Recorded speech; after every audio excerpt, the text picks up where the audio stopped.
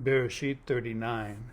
And Joseph had been taken down to Mitzrayim, and Potiphar, an officer of Pharaoh, captain of the guard, a Mitzrayite, bought him from the Ishmaelites, who had taken him down there.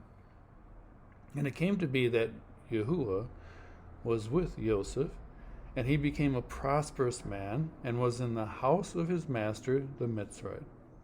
And his master saw that Yahuah was with him, and that Yahuah made all he did to prosper in his hand. So Joseph found favor in his eyes, and served him, and he appointed him over his house, and gave him into his hand all that he had. And it came to be, from the time that he had appointed him over his house and all that he had, that Yahuah blessed the Mitzrayite's house for Joseph's sake. And the blessing of Yahuah was on all that he had in the house and in the field, and he left in Joseph's hand all that he had, and he did not know what he had except for the bread which he ate. And Joseph was handsome in form and appearance. And after these events it came to be that his master's Asha lifted up her eyes to Joseph and said, "Lie with me."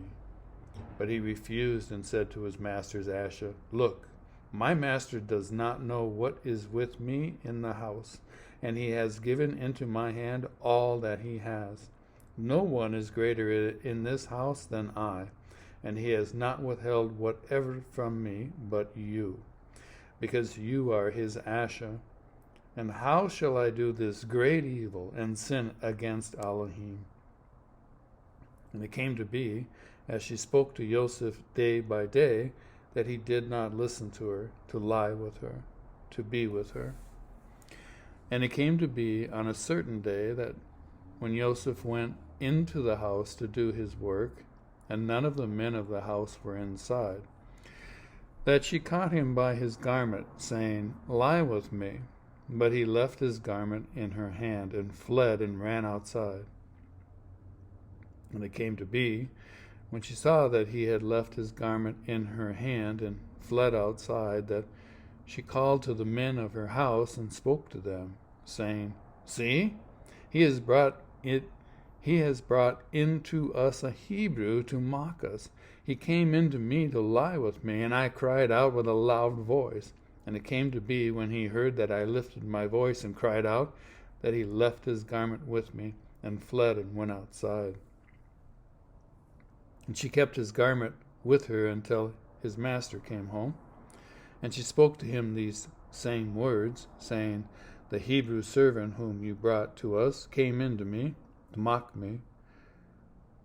So it came to be, as I lifted my voice and cried out, that he left his garment with me and fled outside.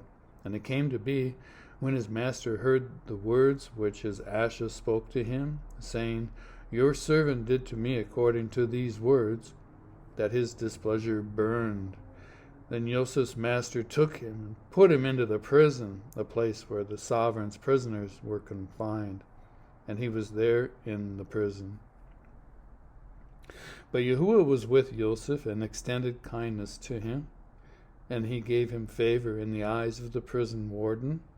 And the prison warden gave into the hand of Joseph all the prisoners who were in the prison, and whatever was done there was his doing. The prison warden did not look into any point that was under Joseph's hand, because Yahuah was with him, and whatever he did, Yahuah made it prosper.